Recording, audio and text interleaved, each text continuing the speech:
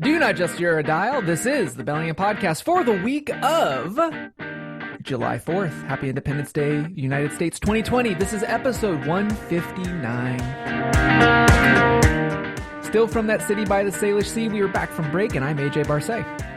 And straight out of 92.26 via wireless microphone, I am Chris Powell. On this episode, in the Quarantine Chronicles punch card that AJ and I have been filling up, we're on number 9. That's right, we've been at this for 2 months of remote distance podcasting. Why don't you join in on the conversation yet again? This, dear friends and listeners, is the Bellingham Podcast. Well, I'm not seeing you in person this go around, Chris, but it is good to see you. How you doing, buddy? I'm doing just fine as we are recording this. It is a Zoom call, so if you hear some digital artifacts, that's us. We are seeing each other from miles away, just like that obscure Winger song from the 80s. But otherwise, I'm doing pretty good on this observed, as we're recording this is the day before Independence Day in America, July 4th. AJ, how are you doing? I'm doing better. I needed to get away, and that's why, dear listeners, if you didn't see an episode last week, that was my doing. Things were being pent up and built up, and I needed to get out. So Captain Get Out did just that. Captain Get Out did that. And for new listeners, whenever AJ says feeling better, that's a dead ringer indication that he went up to a mountain somewhere. AJ, tell us about that mountain. Amazing. You know me too well, podcast partner in crime. It's been almost 160 episodes. I should know you by now, sucker. How was the mountain? It was good. It was good. I just needed some space. Not from you, Chris. It was great recording on location with you those last couple of times. Those were great. I did put deodorant on though. You don't need to keep your distance from me too much. Anyway, talk about the mountain. Talk about the mountain. Yeah. I hit a couple of different mountains on the east side of the state because I did a little bit of a road trip because still here in Washington State, and we'll talk about this in a second. Even though things are getting better, we're still kind of in lockdown-ish. Can we say lockdown-ish? Is that a thing? I think ish is sort of in grammatical terms, and we have still been in lockdown for the past couple months, hence our Quarantine Chronicles. But the ish means people are starting to get out a little bit, as you've seen by some headlines. Yeah. So I did a little bit of a road trip, social distancing and all that other jazz with it. And I hit the second highest peak in Spokane, which is called Mount Kit Carson, sitting at 5,286 feet. It's only trumped by that of Mount Spokane. I hiked up to there, which was great. Did an early morning hike.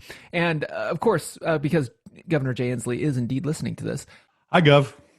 You know, I could guarantee the social distancing between me and people because in the 9 to 10 miles that I was out there for, I saw 2 people from a distance. Hi, 2 people. I saw more white-tailed deer than I saw humans, Chris, and it was glorious. Sounds like a good day if you ask me. Oh yeah, so I did that, and then it's part of it's a part of a series of treks that you can do, and then I hiked what's called the Saddle, and then went over to another mountain called Day Mountain. It sits a little lower than Kit Carson, and then hiked off, and then went back to civilization, and then the following weekend, which I got out of town with my little one, and my little one and I decided to take on Mount Erie, which is the highest point in Fidalgo Bay, also known as Anacortes. I originally just wanted to take my son up, and you can drive usually up to Mount Erie. Dear listeners, if you're listening to this and you have read all the trail reports, let me give you another trail report that is not online. You can't drive to Mount Erie anymore. You have to hike up. This has been a public service announcement from the Bellingham Podcast. Yeah, so I got there, and I hadn't read anywhere that they barricaded the dang drive up. So I looked at my son. I was like, "Hey, bud, you wanna do some actual hikey?" And he's like, "Yeah." So luckily, I'm always packed to the hilt, so I had snacks, trekking poles, whole 9 yards. And so we ascended up the 3-mile trek, my little one, and he did it all on his own accord. We sat up on the summit, watched the mountaineers, because there's a lot of mountain rappelling, mountain climbing. It's a training base for some folks. I don't know what institutes. I know the Marines sometimes, our servicemen, go up there for part of their training routines. So it was cool. We just sat up there, watched the mountain climbers, and then on the way down, he was totally gassed, Chris. He gassed out on me the last mile basically, so I had to throw him up on shoulders. It happens. I would probably gas out on you the last mile if I went on that hike with you. Good on yeah, AJ's kiddo, and what a great activity, and making lemonade with this current era of sheltering in place. Yeah. So on those, and again, we are not a news show, but if we were, we do it a heck of a lot better, as you couldn't find out by now. Yeah, I was actually surprised on my way over to the east side of the state. A lot of our state parks had opened back up, which was unbeknownst to me. I've got links in the show notes. For the love of the fantastics, drink. At the time of this recording, parks in Washington state are opening up to a limit of 50% capacity. So if you notice that it's packed but not, that's the reason why. And I also have a link to what parks are open. Not all state parks are. And then also at a national level, because we do have people that are listening in other states here in the continental United States, recreation.gov has been updated to show what parks state national wide are open and also taking slips. So for instance, the big hikes like here in Washington state, like Mount St. Helens, the backcountry permitting and stuff, you can look up on their systems to see who is actually doling out permits for the bigger hikes. So that's your public service announcement from Captain Get Out. Sounds good. All right, Captain Get Out. Speaking of your physical self getting out, it sounds like as we were talking off the microphone, you were letting some more of your things get out of the house. Dude, I was getting my inner Elsa on and I was just letting it go, buddy. I just let it go. Oh man, you actually went there. My cute little niece, who's about this many, as AJ can see, there's 6. She would love that reference. Me, however, who's a lot more fingers than 6, doesn't really care for that reference. Let's talk about selling gear and lessons learned in the process. AJ, take it away. Yeah, so during this lockdown thing, you and I let go. We turn gear, we flip gear, we move a lot of stuff. That's part of what we do. And when COVID hit, that, at least for me, huge e-break, because people didn't want to meet up, or we could not legally, I guess, meet up, that type of stuff. And you and I also do a lot of things online, but also during this time, you and I have noticed that a lot of the big platforms have changed a lot of their either algorithms or policies and stuff, which some of them we're going to throw under the bus. Some of them we're going to highlight because they're kind of doing some novel things during this novel coronavirus. First and foremost, I think you and I need to hit the friends and family discount model in the COVID era. Yeah. You and I do this a lot with our stuff. How do you usually define the friends and family discount model? Well, if there's an item that we've purchased and we don't really have, it doesn't contain a regular, frequent use in our lives, we probably would figure out, okay, what could I sell this for to get some fundage back?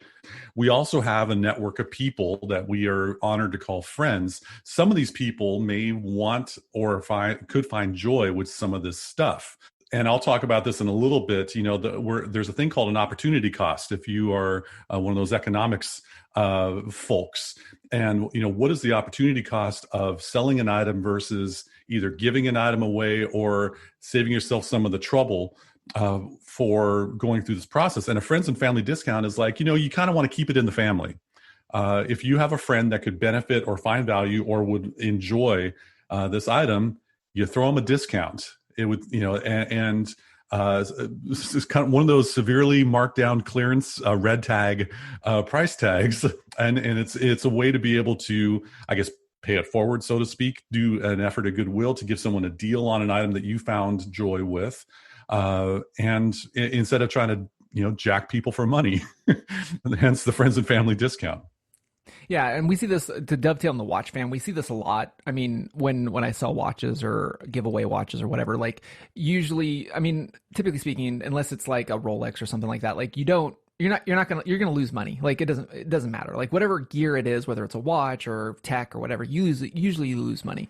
And so it kind of behooves you to kind of reach into your circles. And I don't mean using Facebook. We'll get to that in a second. But like reach out to the people that you know that, hey, I got this thing. I was thinking of you.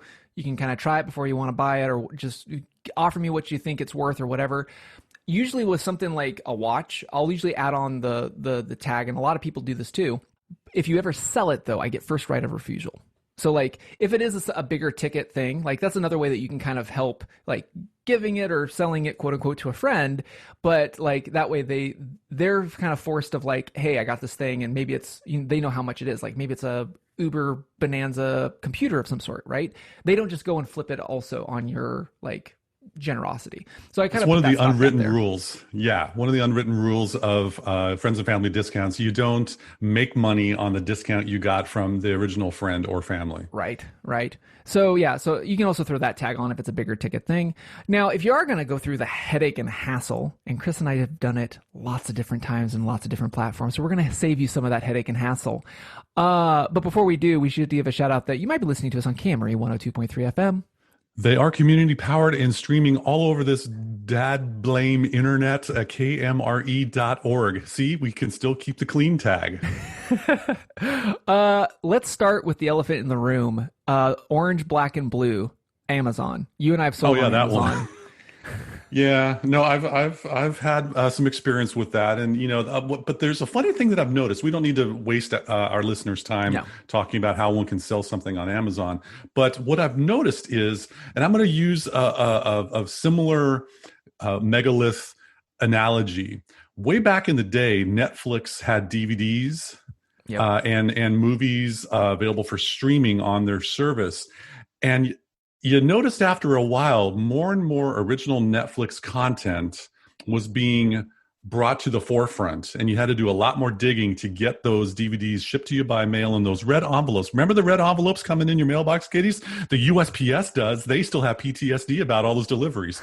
And to be able to find the movies that were available for streaming, the major motion pictures, those were being kind of pushed to the side by original Netflix content. Well, guess what? Amazon learned from that because, when megaliths get together and have a cuppa, they swap notes. What works for you? How can you make money out of the people that sign up for an account? Amazon, I'm finding out, is making it more and more difficult to find those third-party sellers to buy used stuff. And that, unfortunately, for a third-party seller, because that's me and you, AJ, and some of y'all listening out there, that makes it difficult to get, the publicity for your item. That's a bit of a discouragement, and so that's one thing that I've noticed. We've noticed Amazon, at least from the United States or North America, is really pushing their own stuff or established full-on business models that pay exorbitant fees to be able to get one of those Amazon Marketplace upgrades. Yeah, I saw, because I redid my Seller Central stuff, and I noticed like they have this new program, air quotes, where you pay like $35 a month for a different type of marketplace account now, and I was turned off, honestly. But I think what you just highlighted, Chris, is that out of it though, because they're a megalith and they're kind of doing this pushing, we've started to see a lot of other services that are kind of going in and kind of hybridizing between either Amazon or the other megalith, eBay. Yes. And eBay is still kicking. Yeah. I took a look at my eBay account, and it actually said member since 2004. Do the math, kiddos. That's 16 years I've been on that site. Yeah, when I had my original username. Well, you can still buy and sell stuff. It is a bit of the Wild West. It's getting into that because I've found I've had more than a handful of instances. I will purchase a listing via PayPal, and all of a sudden it disappears, and the seller takes the money and does not ship it, and so therefore I have to go through the eBay disputes and go through that process, and that's a bit of a headache. You get backhanded a lot, and you finally realize this is not worth my time. Stay tuned for a talk about the opportunity cost later on. eBay is still there to purchase some goods, but you got to have an increased modicum of caution. Yes. So that leads into buying and selling local, which is, of course, Craigslist, which this is something that my wife and I kept up with even during COVID. And I'd like to throw out a new verb. Porch pickuping. Yeah. So this is the thing, like where basically if you have something, and we haven't had anybody have any problems with this. People still use cash. It's a very much a cash economy with Craigslist. There's some people that ask you to Venmo or Apple Pay or whatever type of pay that you want to do digitally. But usually it's something small or chump changey that usually people just have a $5 or a $10 or a $20 and whatever. So we've done this a few times. We either done it ourselves or gone to somebody else's porch to buy and sell stuff, where basically the item is set out on the porch, and usually there's a welcome mat, and you slip your 20 under the welcome mat, you grab the item and go. And it's a way to be able to still buy and sell things or trade things locally. You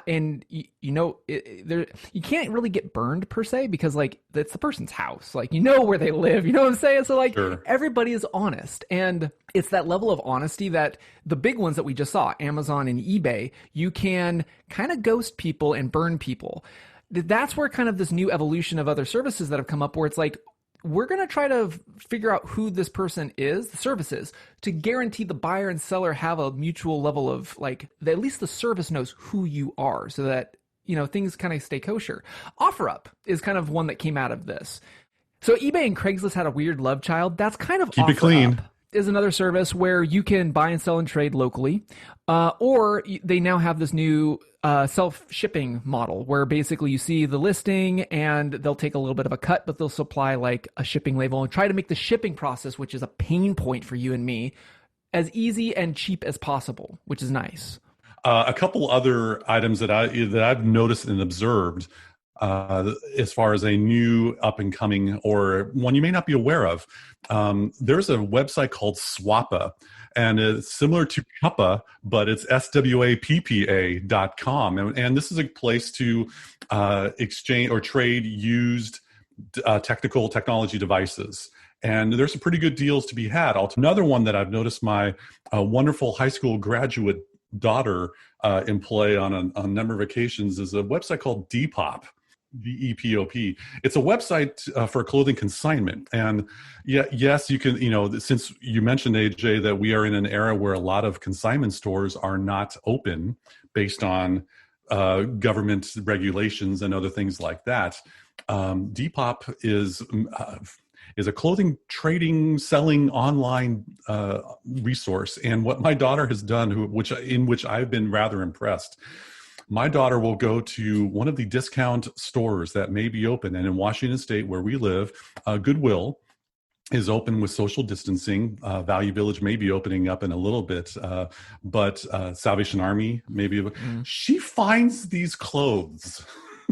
She's got an eye for what the kids are wearing nowadays, Sure. And when the label says Columbia or Arc'teryx or North Face or I forget some of the names that she's talking, because I'm old.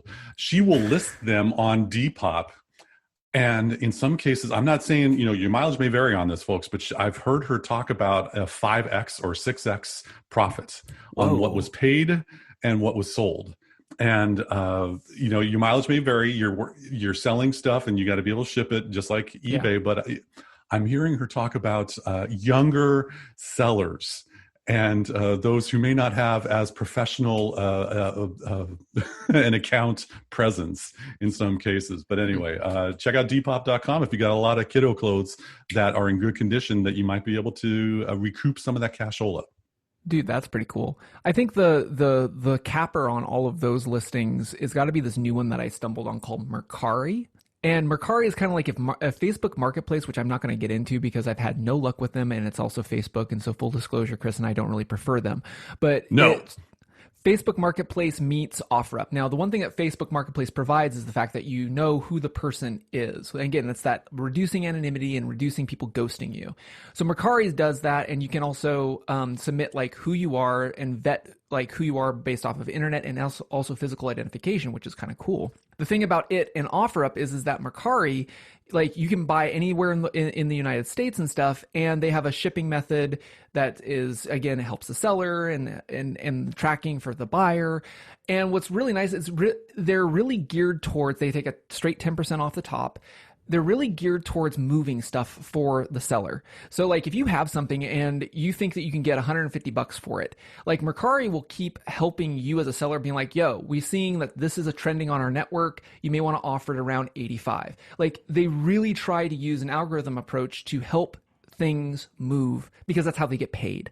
So they don't benefit the seller or the buyer, in my opinion. They're just trying to benefit the moving of goods. So I've only used them a handful of times. I tried selling on them, and so far so good. Like it's basically like doing eBay but faster shipping. Just as you're approaching, if I want to sell that a Tupperware container that I've used for 3 or 4 years, and if I list it for $175, Mercari sounds like they might say, other similar items are being sold for about $6. Yeah. And that's actually kind of refreshing, because you and I see this on eBay all the time, where it's like you see a piece of tech and it's like, I can buy it brand new for $5 more. Like, why? Yep. Yep. And so it's that realism check that's kind of been nice. The other thing that I want to say is, in the show notes, if you're a photog, you probably know where to go to sell your gear. Craigslist is preferably not where I would recommend most people to go. For photogs, take a look at MPB, Adorama, B&H, and KEH. I know it's a lot of letters, but those are usually the better places, because you're selling to photographers by photographers, and that's usually where you're going to get the best either bang for the buck for the gear that you have, or it's going to go to somebody who knows what the heck they're buying. So. And if there are listeners out there that play musical instruments like me, we don't have this listed in our show notes. There's a wonderful site called reverb.com, which is a great site for selling musical equipment gear, and you don't have to consign it with a music store to get it in front of other music shoppers' eyes. Devil's advocate, or at least a different perspective on selling, if I may be permitted. I thought that's what we were doing, but yes, you are permitted. Continue. Well, thank you. Thank you. Anyway, I have a different perspective when it comes to, the thought of selling a whole lot of gear. So you got to take a step back, and I've taken a step back for myself. Am I looking to get money, funds to be able to buy other stuff? There could be a mindset that some of us have. And if you are, in looking to make it through the month with some bills, we totally get where you're at. This is a great idea. Hopefully these recommendations and some of these sites may help matters out. If you are just surrounded by clutter, could it be that the opportunity cost, and here's that term again, the time that's spent taking photos with whatever digital camera you got or phone, whatever, listing the item online on one of those websites we talked about, and then responding to inquiries, because on Craigslist, I'll throw Craigslist under the bus on this one. Yes. It is the Wild West, and I love some of the immediate oh, by the way, pro tip, in case you get an immediate response from someone, if they haven't officially purchased it, but they're inquiring about it or making a counter offer, I would probably recommend declining immediately, about as quick as they've contacted you. Yes. And to also be discerning is like, greetings, I am very interested in your product. I come from Baltimore and I'll be moving out to your area in the next 3 weeks. I would love to buy this item from you, and I'm going to send you a banker's check for this amount. And they're controlling the arrangements of the purchase. Delete.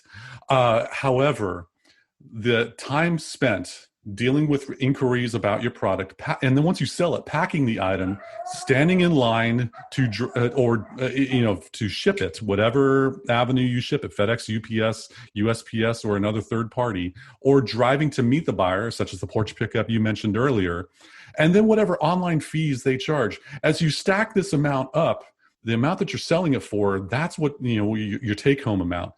Is it worth it?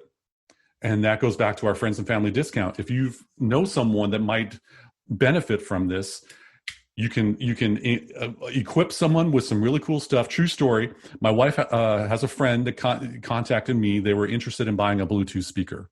And what would I recommend? Because, I'm a tech nerd. And instead of sending a link to one of the megaliths, I said, I got something up my sleeve. How about, we chat. I handed the friend 2 of my UE Boom Bluetooth speakers by Logitech, helped them pair it with their mobile phone. They wanted to crank some music, and those are crankable.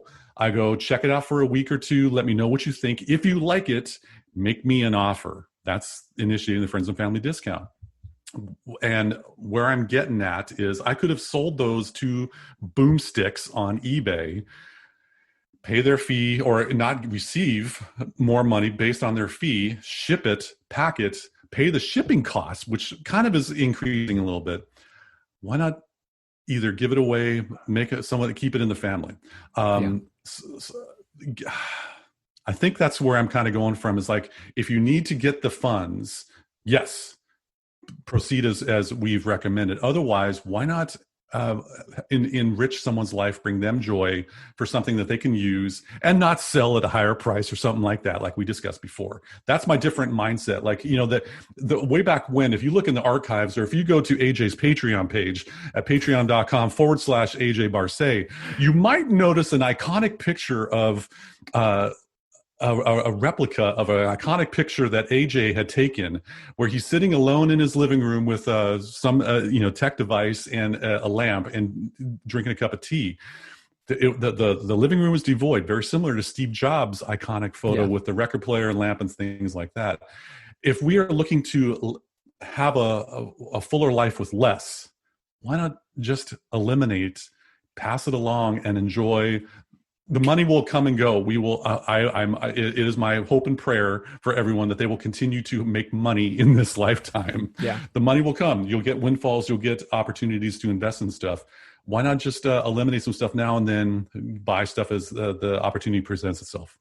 Well, I think also like that dovetails in the fact that, part of the reason why we're doing this episode is people are looking to either, sell stuff to either minimize, but also like to get some sort of cash flow because times are a bit strapped. The thing is that like you and I have kind of done the proof in the pudding. There's some things where like they're big ticket items. There's big ticket sites that you can get and they turn fast. 9 times out of 10, what you're trying to sell probably doesn't fall in that big ticket category. Maybe 10% of your stuff will.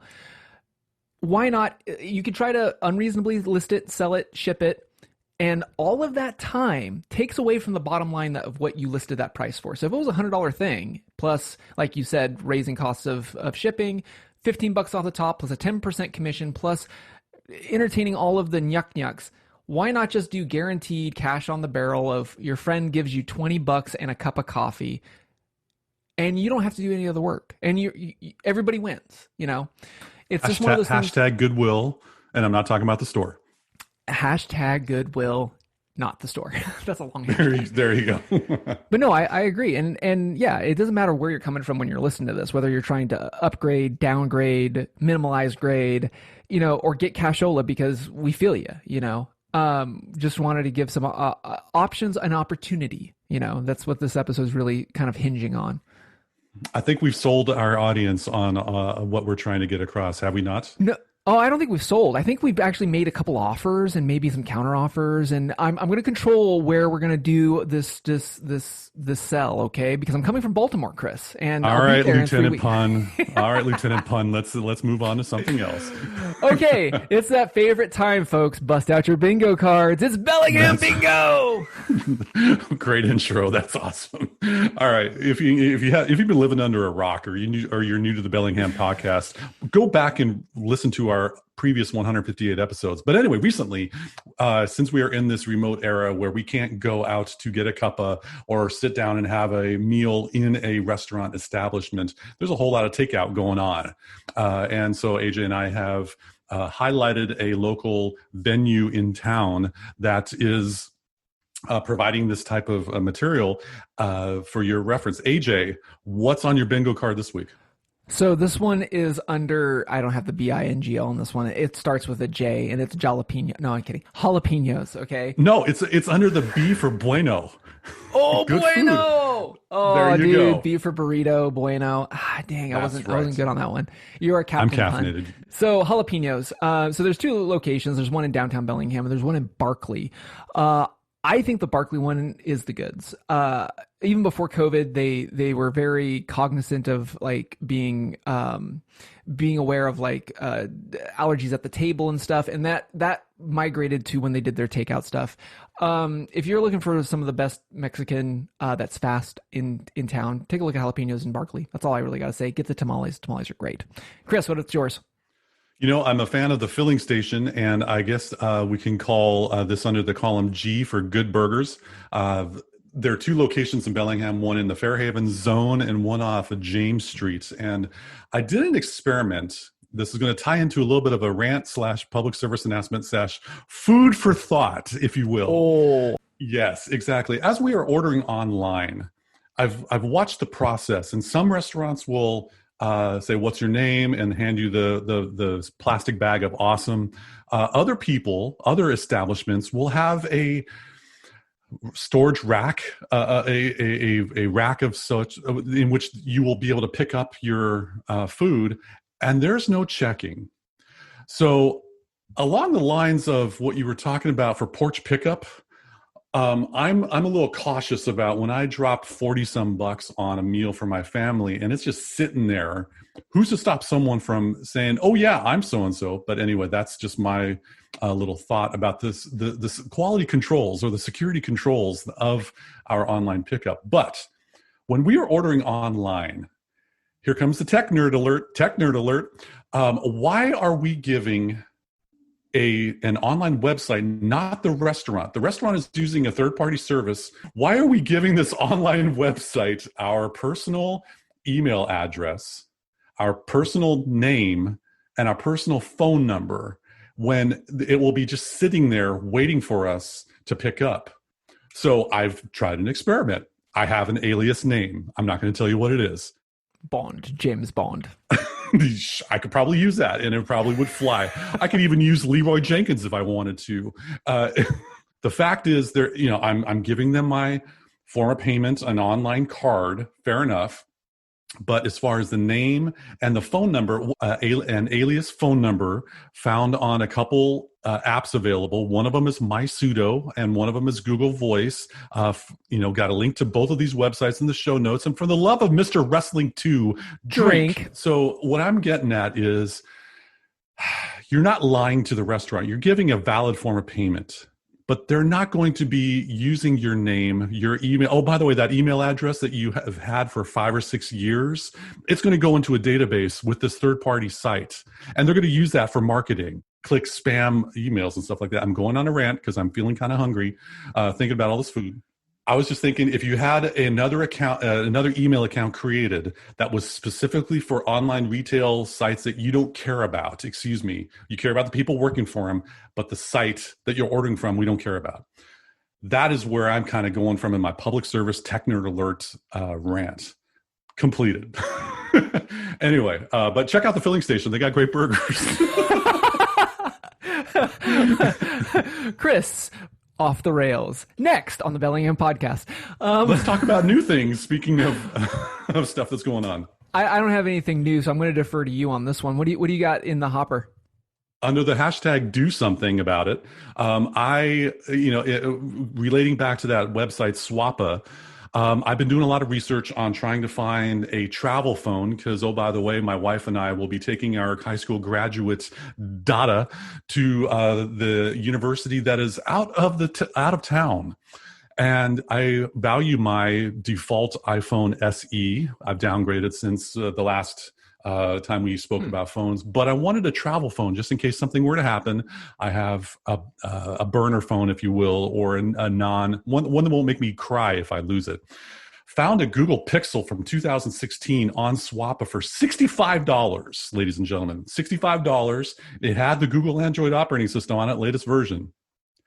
But I took it one step further. I learned I did the research, hack it, for lack of a better term. And for the tech nerds out there, I had fun with ADB and I installed Lineage OS, which is a privacy security focused operating system that has no Google on it. There's a app store that comes on Lineage that you can get on Lineage OS called F-Droid. But I got most of the apps that I would currently use, pop in my SIM card with my mobile carrier, and bang zoom, I've got a mobile phone that I don't need to take my other one with. Oh, by the way, if you happen to attend a protest in the near future or a gathering, a phone like this, if you're spending $1,000 on a mobile phone, you might be able to get one for a lot less just to have communications and or take digital pictures with. All right. So that was my little exercise in going down the rabbit hole, the nerd hole. That's a good point, especially like if you are an active protester and stuff. Like there's been a lot of issues with regards to data tracking and stuff, and having Lineage on a communication device as opposed to your main one might be prudent. So that's a good point. if there are people out there listening that are concerned about their online privacy and want to not be tracked everywhere you go, Lineage OS and Graphene OS are two great operating systems to check out. But if you're interested in that, contact one of us. We might be able to do a show discussing it. Otherwise, we're probably just going blah, blah, blah, blah, get to the fun stuff. Speaking of fun stuff, what has been some things that you have discovered on the internets, AJ? Well, this next portion is our quality assurance. These picks are selected by Chris Powell and AJ Barce for your quality assurance. I still don't know what to do with that bit, dude. I'm trying. I'm being experimental. Okay. I like your professional voice. Keep it up. Anyway, talk to us. I just got one YouTube channel, and it's going to appeal to my brothers and sisters in caffeination. And there's a fine gentleman by the name of James Hoffman. And he has, I believe he's out of the UK, and he has this wonderful, very minimalist style channel on coffee. Oh yes, awesome. I'm bringing that bit back. He probably started it because he was listening to our miniseries on coffee. James, you're the goods if you listen to the Bellingham podcast. But no, so the reason why I like this guy is that he's very much a coffee aficionado to the nth degree. He talks about the different brewing methods and the notes and all, like the holistic from bean grind, hot water, timing, whole nine yards. The guy is the us of coffee, Chris. And what's great about it is that he also boils it down, no pun intended, boils it down in a way that, like, look, if you're looking at investing into different machines, and we've talked about different methods like the Chimera or the Mocha Pot or whatever, he talks about it from the higher end of like, this is what these devices do for each of these type of brews. Absolutely fascinating. The videos are digestible. They're like under 15 minutes each. And yeah, like, I can't say enough about it. Like James Hoffman, take a look at him on the YouTube. Links in the show notes. Chris, what do you got? I look forward to checking out those videos. Anyway, in the books and podcast aisle of the Bellingham Podcast Department Store, I've got a couple ideas of mention for you.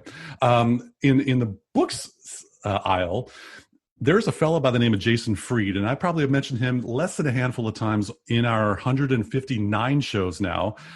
Jason Fried is the CEO of a company called Basecamp, but I was made aware of him based on a TED Talk he gave. And if you just type in Jason Fried, it's actually pronounced Fried. Yeah. But if you do TED Talk Jason Fried, there's this groundbreaking speaking to my soul speech he made about how meetings are worthless.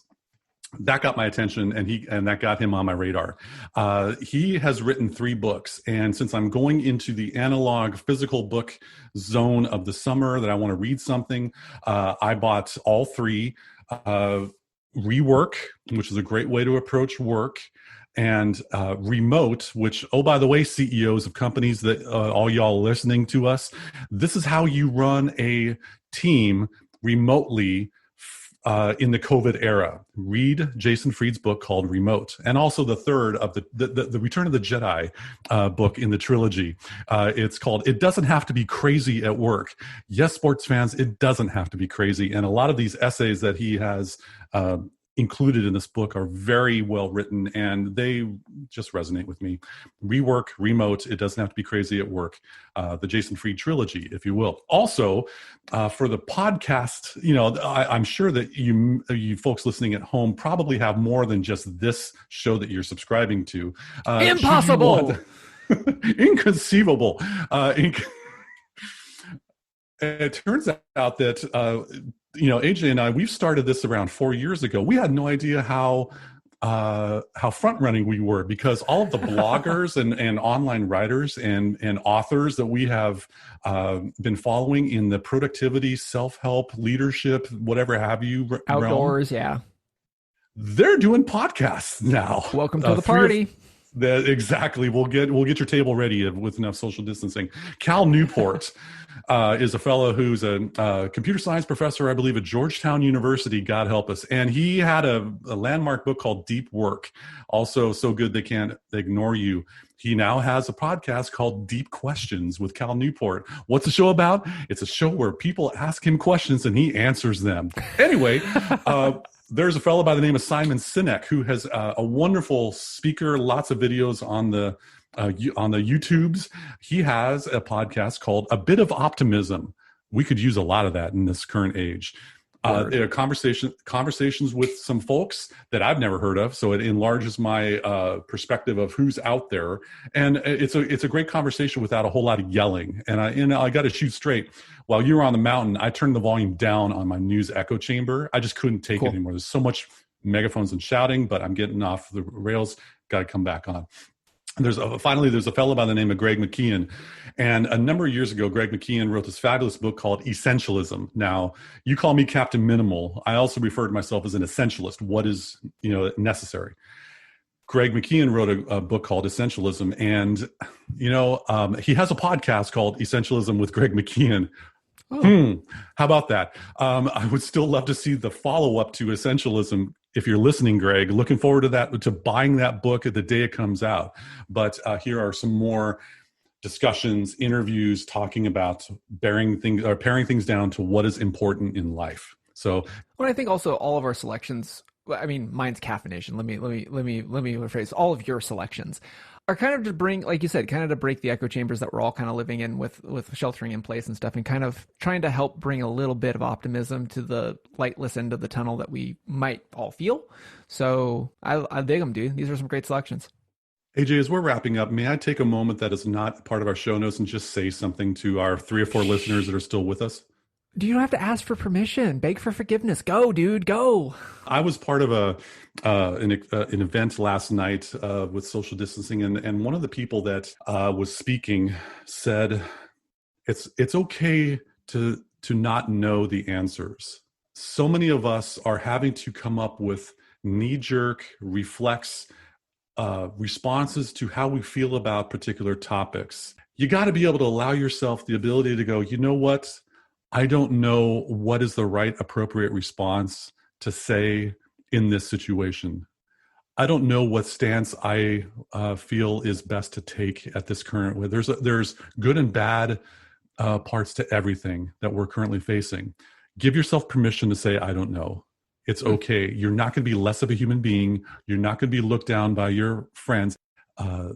As we listen to more people and get more perspectives on life, in this case, how to sell stuff and where to go to get takeout food in Bellingham, for those of you that are listening, you may not know all the answers. I don't know all the answers. AJ, I don't think knows all the, okay, he doesn't.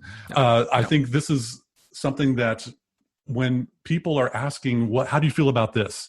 How do you feel about what's coming up this summer? How do you feel about fill in the blank? And all these really hot button issues that are everywhere in the headlines that we're seeing on wherever news info diet we are using. It's okay to say, I don't know. That's good. That's all. I think that's, I think that's straight on, dude.